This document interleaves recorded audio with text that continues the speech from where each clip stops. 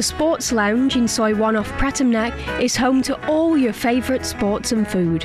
From 9 in the morning, delicious food, 99 baht full English breakfast, and a daily special for 175 baht. That's available all throughout the day until closing time.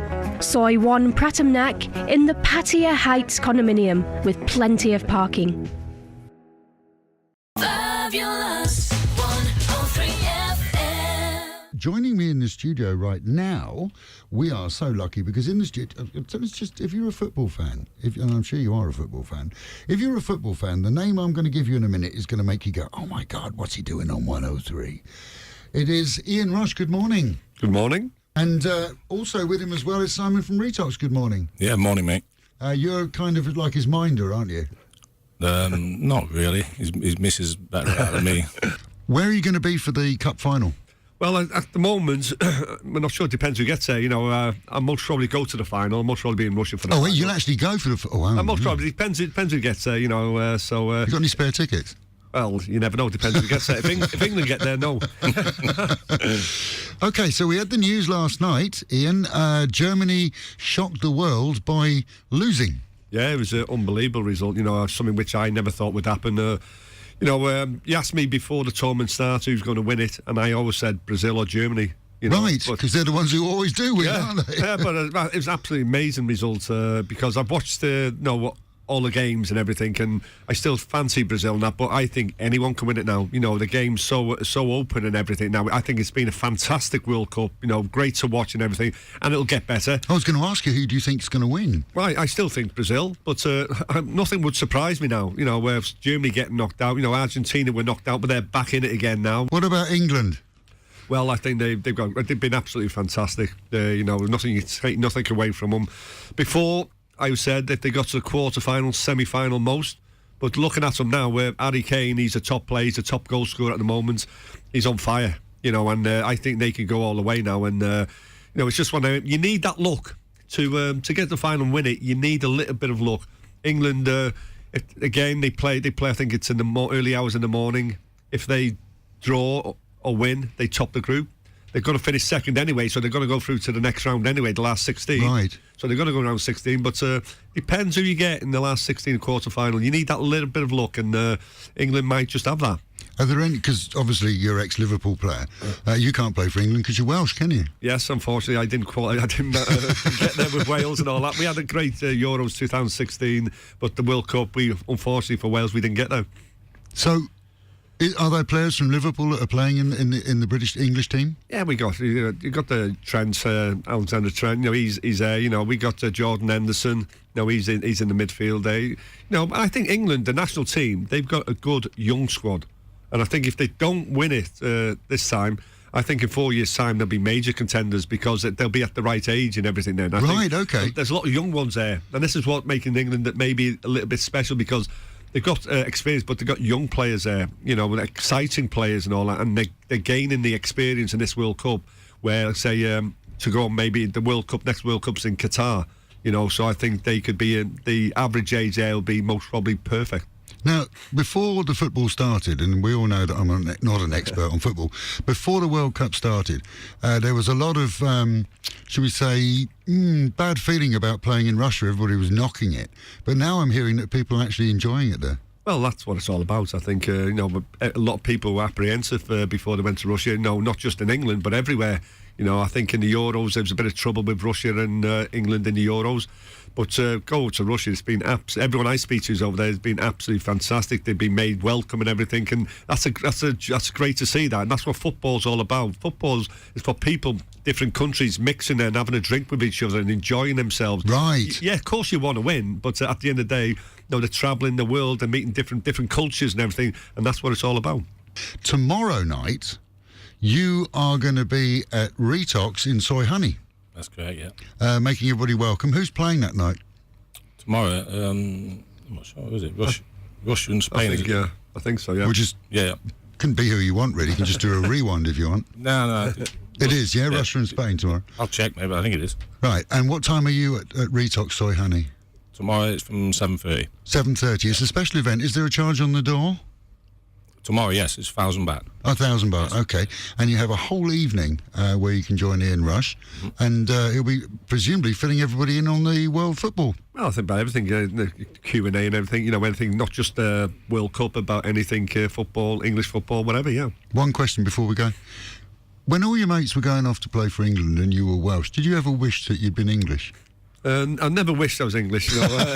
Basically, I just meant I got an extra 2-3 weeks holiday. How long did you play for Liverpool? I played for Liverpool for 15 years. 15, and you were their top goal scorer? Yeah, I'm the record goal scorer for Liverpool. I scored 346 goals for Liverpool, and I went to Italy for 2 years to play for Juventus and everything, and also had a year at Leeds United and Newcastle. Oh, you got around then? Towards the end of my career, I started moving on. Was obviously. No, for 15 years at Liverpool was, and they asked me to stay, but obviously I wasn't playing regular, and I just wanted to play football. I enjoy playing football. That's so I went to Leeds United for a year, then went to Newcastle for a year after that. I'm going to ask you. I don't mean to be rude, because I don't understand this. Towards the end of your career with Liverpool, did it slow? Were you playing less games because they were bringing in newer players? Yes, yeah. They obviously, as you get older, they get younger players come through and everything. There was a young lad called Robbie Fowler. I mentored him for 3 years, and they just signed a fella called Stan Collymore as a record for him. Right. Then, yeah. So them two were coming through, and I realised. No, I was with them two for 2 years, and I realised, I felt they were ready to take over then. So, and I wasn't playing week in, week out, and I just wanted to play football. And so Leeds will take anybody. Well, I was absolutely. Well, at the moment. I was absolutely really happy. Howard Wiltonson was the manager there, and I really, really enjoyed my time there, even though it wasn't that long.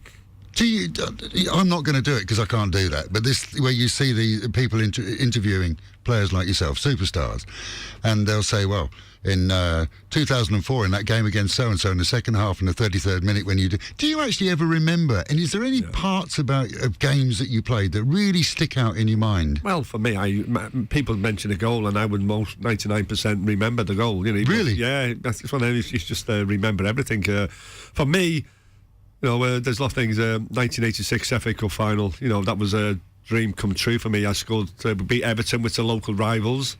It was at Wembley, 100,000 people there. We went 3-1. I scored 2 goals. And my dream came true. So that's that. If there was one match that you actually remember, it would be that one. Yeah, that's one. Like yesterday, to tell you the truth. It was. I just remember something which was so special. For myself. And you all get back in the changing room. It must feel fantastic, especially if you beat Everton. Well, it's amazing. We won the league the week before, and then the week after we beat Everton. In the FA Cup final to do the double, and it's just some of them is, and it's at the end of the season then as well, where sometimes you still got games to play. But the FA Cup final was when that was the last game of the season, so we had an absolutely fantastic few weeks. When did you actually retire? I retired in 2000. 2000. Yeah. What was it, the day after? I love this question. I've asked Manchester United players the same question. The day you retired, the day you woke up, and it was Ian Rush is no longer playing for football. You've retired. Yeah, well, I think it takes a couple of years to sink in. People talk about it, but I understand when people... a lot of things happen because your brain's telling you can do it, but your body's telling you can't do it. We all know that feeling. And that's what. So you got to go to something else. If you still start trying to think you're a footballer, no, you've got no chance. How old are you in? Sorry. Pardon? How old are you? Me, 57. Oh, you're young. Yeah, you're a youngster. I'm 57. I finished when I was 38. So I had a good career. I was lucky I didn't get many bad injuries. But when you do finish playing, you've got to look into something else. I went into coaching. And the best thing in playing football is playing. The next best thing is either coaching or managing and things like that. So I went in to do my coaching badges, and I enjoyed doing that. And when I was coaching kids and everything, and seeing what I coached them, what they were doing on the pitch was that gave me great pleasure and all that. So that's what you move into different things, different parts of the sporting world then. Were you coaching kids for Liverpool or in general? No, I had my own soccer schools, and obviously then I went to Liverpool Academy coaching there. But I'm the elite performance director of the Welsh FA Trust, so we have 14 or 15-year-olds, the best players in Wales, which I go and coach them as well. So I get great satisfaction, not just Liverpool, but also my country, Wales, as well. So, Ian Rush, little boy in Wales.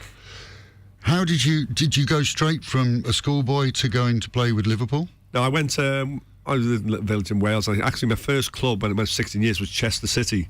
I signed for Chester when I was 16. And when I was 18, Liverpool came in and signed me. They signed me. I was 18 years old. They paid £300,000 for me, which is a world record for a teenager at the time. Is it? Yeah, well, it was, not now. But, I was going to say, what do they pay for a teenager today? 5-10 millions now, isn't it? But, Really? Yeah, it's completely different. It's financially, it's all completely changed. But for me, I was happy. You know, I went to Liverpool. I went from being on £50 a week at Chester to £300 a week at Liverpool. You know, so it was a big jump for me. Yeah. For an 18-year-old, I thought I won the pools. You know, Absolutely. But it was it's always great inside. It took me a year or so to get into the side because Liverpool had an absolutely incredible team then. So I didn't get straight into the side. I had to work my way in the side. And unfortunately for me, when someone gets injured, you got to take your chance. You know, same football, you have one chances, you have two chances. Any more than that, you've got no chance. You need to move on. And Really? yeah, That's how it works? It's just ruthless, and that's we have a sink or swim. You know, and that's Liverpool was like that. Liverpool is so strict and everything. And the second time I managed to take my chance and I scored for Liverpool. And as I say, the rest is history. Wow. And do you think it's easier today for kids to get into football or harder? It's I think it depends, and the wheelchair. I think you got to be a lot fitter and everything now. You know, it's a lot quicker. But at the end of the day, it's still 11v11. There's no football pitch hasn't changed the size and everything. But I think it's more mental. You need an absolute mental toughness rather than physically. Absolutely focused. Yeah, you need to be focused completely and all that now, and that's what it's all about. And we used to have a laugh and a joke and all that, but maybe I think football, because of the finance and everything now, I think sometimes it's a little bit too serious, and people just say it's not the 99 good thing, it's the one bad thing you do. And that's why I think football, a tough football, especially today, I think they have to have a mental toughness in them to survive. Absolutely. I mean, you can't be what was his name? George Best. Nobody can do that out partying till 7 in the morning, come in wasted and then play for Manchester United I think them days are gone. Them days are gone, yes. I think when you get older you can do it, but not when you're not in fit condition. So now you are the ambassador for Liverpool FC. Yes. And you travel all around the world. Yes. What is the definition of the job of ambassador for Liverpool FC? Well, it's a dream job, to tell you the truth. You travel around the world, we're promoting the brand, the Liverpool Football Club. It's a massive brand and everything. And to tell you the truth, until you come to this part of the world, you don't realise how many Liverpool supporters there are. Oh, here, absolutely. Yeah. It's absolutely incredible and all that. And there's only, I think, Liverpool Football Club, when you go to Anfield, there's only 58,000 that are let in there. So what we have to do now, we have to take Liverpool Football Club to the world. Some people don't even get the chance to see the likes of myself, never mind the first team players. Right. So we go there, we most probably go there to announce pre-season games, end of season games, and then we'll go back to Liverpool and say, look, we need to go out there because the support out there is absolutely ridiculous and everything. So what we have to do then is get Liverpool in for the future, maybe to go to the Middle and Far East.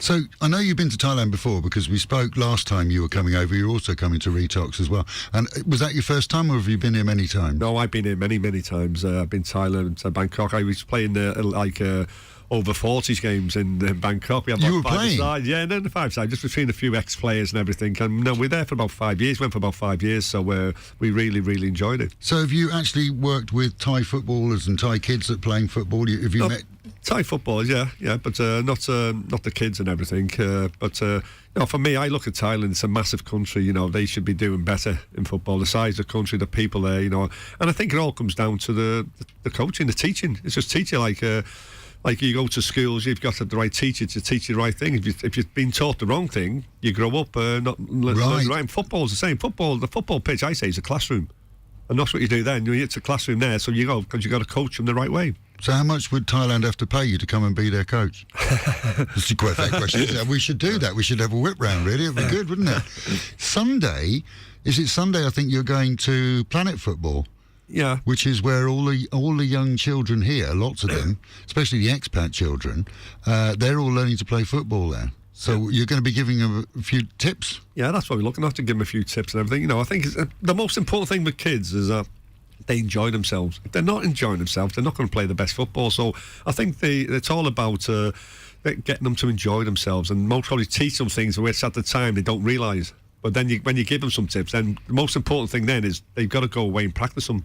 No, not just on that day. They've got to go away and they've got to practice them. So when they come back again, they're doing it automatically, and that's what it's all about. But the most important thing is that they enjoy themselves. How long are you staying in Pattaya? Till Sunday, or are you going back Monday? Well, we or- got a few days out because then we go to Singapore. But I think it's just a few days break and everything. Then we go to Singapore to do TV.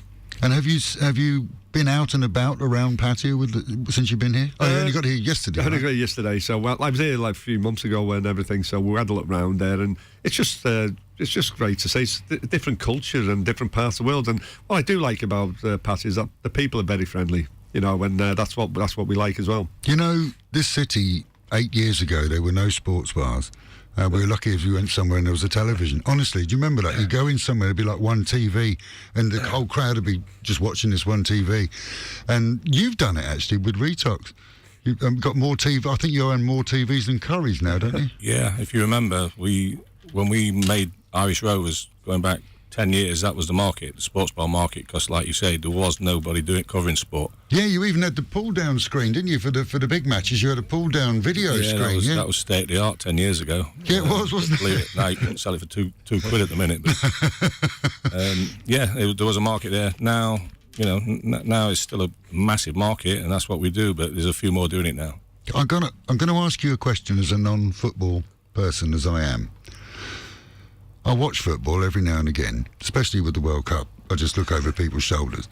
Serious question. You don't have to answer it if you're embarrassed. I understand that.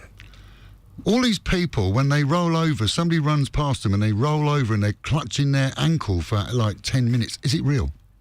Well, I think in our days it was real because... Do you think they're doing it just to get extra time now? I just can't figure it out. I think they're just trying to get... what happens there, the dead ball situations, people are so good at it now, they're looking for a free kick. And if they get a free kick outside the box, it's a dangerous position. You've got so many world-class players who, from a dead ball, can score from free kicks. What's a dead ball? I'm sorry. It's like when it's EFL, where the ball is still like a penalty, Oh, right. but it's outside the box. Right. So it's when they're outside the box, and these likes of Messi's, Ronaldo's, they practice every single day at taking these special free kicks, and they can score from anywhere. And Do that's they what- practice pretending they've got injuries? I just wonder when you're in a secret room at a football club, whether you're, okay, lads, we've done the tackle and we've done this and then the goal's gone. We're just going to do 10 minutes on... I don't think they do that. I don't think they practice that, but they practice the free kicks. But the world is changing everything now. When we were playing, used to get we'd get kicked to hell and everything. So you always had the hard man in his team. So if someone kicked us, we had one of those to kick. Is them that as well. how it works? That's how it worked in Edinburgh. It doesn't now, by the way. Believe me, it's completely Who changed. was your kicker? Graham Souness. Oh, at least we know that. he was a player like where he'd always, as a kid, myself and the young Ronnie Whelan there, he would look after us. He'd take us if we got kicked and all that. He'd go and do it to them. Brilliant. This is more interesting than talking about anything else. Yeah, that's in them days. You can't do it now because no team has a hard man because they say you've got to play football. It's really European. It's come from the Europeans actually, and basically if you touch them now they fall over. Yeah. But that's referees giving fouls and everything, and that's the way football has gone. Right. We've already covered that tomorrow night you're going to be at Retox Game On in Soy Honey, hosting the evening there. People come and meet you there, which would be fantastic. You're doing Planet Football for the kids on Sunday. Yep. We have a secret gig that we're not allowed to mention at the moment. Look at him, he's sitting there, he's flexing as he's saying, secret gig on Sunday, which we will actually put out in our What's On guide for the weekend. Another chance for people to catch up with you. And then you're off. Yeah, well, it's want to relax in the racks for a couple of days, but then go to Singapore because it's a World Cup, isn't it? It only happens once every 4 years. Absolutely. And hopefully, England have a good run in it. Now, Retox, once you've left, is not going to be empty because I've just found out that you've got a player from Arsenal coming to join you. Yeah, Paul Merson's coming over on the 11th of July. He's going to have 3 days with us. Okay. The first gig's 11th of July, 7:30, again in Retox Game On. This is by the time we'll be into the semi-finals by then, won't we? Yes, the 11th is a semi-final, yeah. And he's going to... Tell you what, Paul Merson, you'll hear some fantastic stories, by the way. He's absolutely... And he's big at ex-England international, so if England are in the semis, that'll be something very, very special. But saying that, if England are not there, you go and listen to Paul Merson, and he's got some absolute cracking stories for you. Brilliant. So Paul Merson's with you the 11th and 12th and 13th. Yes. Which bars? He's Game On the 11th. On the 12th, we're doing a secret gig again, which will be announced. And on the 13th, he's doing a golf day. Well, full of secrets you are, Simon, aren't you? You know that, mate. You know that. Who's your favourite footballer in the English team? Well, Harry Kane, I think he is on fire at the moment. You know, he's had a fantastic season for Tottenham as well, but he's tucked that into the World Cup. So, you know, as long as we've got someone like him there, you know, England can always score goals. Brilliant. Ian Rush, thank you so much for joining us this morning. It's You're been a welcome. great honour to have you in the studio. As you know, I'm an expert on football. We've talked before, but you've been great to talk to because I've learnt more. We've learnt more about this stuff, and the heavies in the game. This is the bit that got me. Having heavies in the game, like get the minder in there. Good old days, eh? Yeah, you need someone like Simon. He's just kicked me, Simon. Go and get him, mate. That was brilliant. That was a brilliant thing. Thank you so much for being with us. I hope you really enjoy your stay here in Pattaya, and I hope that you come back again. And when you do come back, you'll come and join us again on Fabulous 103. Will do, thank you. Ian Rush from Liverpool Football Club, their ambassador on Fabulous 103. In my defense, all my intentions were good. And heaven holds a place somewhere for the misunderstood. Coco Fitness in Mike Shopping Mall is giving away free yoga and Zumba classes to all members. And you get their state-of-the-art fitness equipment, air-conditioned studios, and a choice of classes too. Gents, buy 3 months, get 1 free. 6 months, get 2 free. 12 months, get 3 free.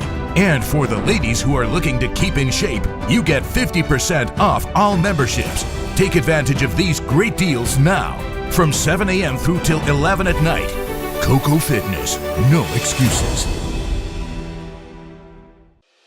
Serious about losing weight and getting fit? Why not put yourself in the capable hands of the one and only weight loss centre in Pattaya that uses both CrossFit and cardio martial arts? Let us plan a fitness program that focuses on your individual needs. Or create a program with a broad set of martial arts experiences. Visit combatgroup.com and start training alongside champions. Take advantage of our special monthly promotion for only 200 baht per session. Combat Group, your one stop for fitness, weight loss and martial arts.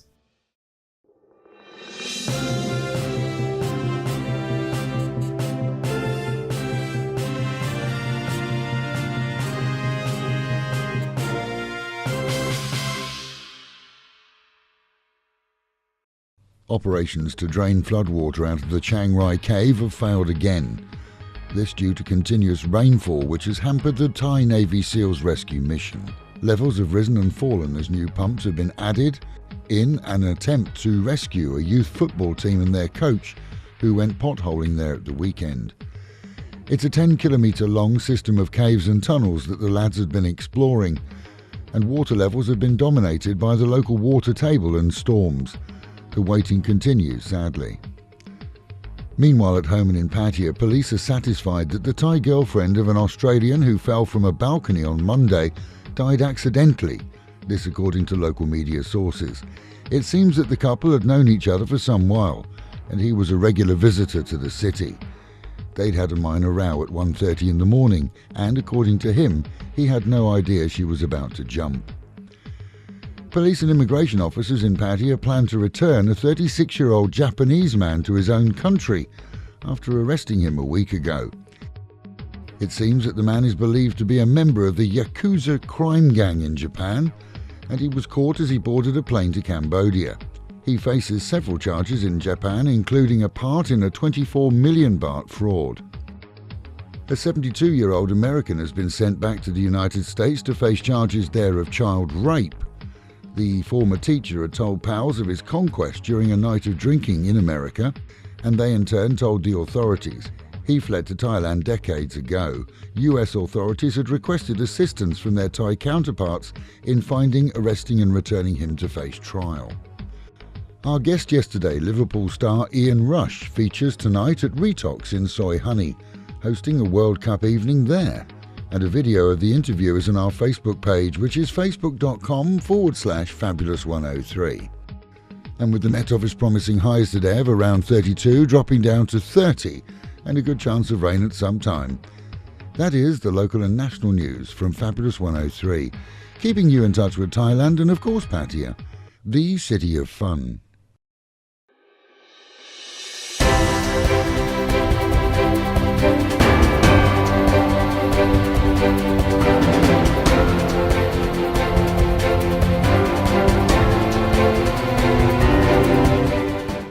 BBC Premier League update from the home of Premier League football. Hello, this is Jo Parsons at the BBC Sports Centre. The former Manchester United winger Adnan Januzaj scored the only goal as Belgium beat England in their final group match at the World Cup. It means Belgium will play Japan in the last 16. England face Colombia. The Chelsea and Ivory Coast legend Didier Drogba has been reacting to Senegal's shock exit from the tournament. They finished third in their group behind Japan on fair play. It's the first time since 1982 that no African side has qualified for the knockout stages. I think it's a big step back, but I think it's also a chance for all the African teams, for the African Confederation, maybe to reconsider the strategy and how we want to go forward, what we want to do in the next World Cup. The former Arsenal goalkeeper Jens Lehmann has been speaking after Germany's elimination at the group stage. It's the first time since 1938 that West Germany or the unified Germany team hasn't advanced beyond the first stage of the tournament. I think we couldn't really solve the problems playing against teams which defend deep. Obviously, you have to play fast, you have to play decisive, you have to put pressure on the flanks and to deliver great crosses where you have somebody to convert these crosses. And all these things we didn't really show in the tournament. The Everton striker Wayne Rooney has signed a 3.5-year deal with Major League Soccer club DC United. He'll officially complete his move when the US mid-season transfer window opens on July the 10th.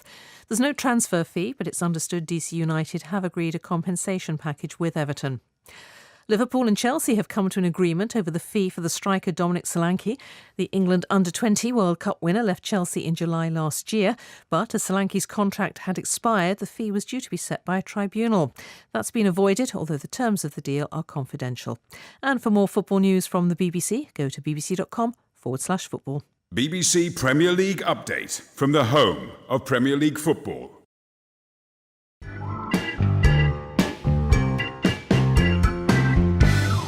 This is Thai Time with me, Tommy D and Crew Fon. Good morning. Sawadee krap. Sawadee mai. สบายดีมากค่ะ What are we going to learn today? As you know, Thai people like to eat all day, all night. Yes. When they're not sleeping or watching television. And I also do. Yeah. Love to eat, Love to eat everything. Right. And then they're gonna asking you, you want more, and you want to say that you are full, actually. You don't want anymore. Im lao. Yes, im. Huh? Im แล้ว yes. Im lao. Yes. I like that one. อิ่มแล้ว Pom im lao. Yes, and you I wanna am ask, full are you actually full? Im my krap. อิ่มหรือยัง Ruyang. Yes. Im ruyang krap. Yes, because you want to go now. Check the bill and then go. Oh, okay. อิ่มหรือยังครับ Riyang. หรือยัง or หรือยัง is the Ruyang. Im ruyang krap. Yes. Okay. And I'm full is im krap. อิ่มแล้ว Im lao krap. Yes. I am full. Yeah. What about hungry is Hugh, isn't it? หิว Hugh. Yes.หิว So it could be pom Hugh, which means I'm hungry. Yes. So we've got I'm full and we've got I'm hungry. Yeah. We'll see you again tomorrow. Yes, of course. Excellent. Thai Time on 103. The referees can't decide who the winner should be in the big match between Retox versus Retox Game On. Retox in Soy Lenki is the sports bar with more, and more of those specials, like the 98-baht breakfast and daily Brexit specials. Retox Game On in Soy Honey is the brand new sports bar with 50 TVs, including one at your own table, plus the surprise of a new menu and seating for 200 for any match, day or night. The battle continues 24 hours a day. Try Retox and Retox Game On, then you decide.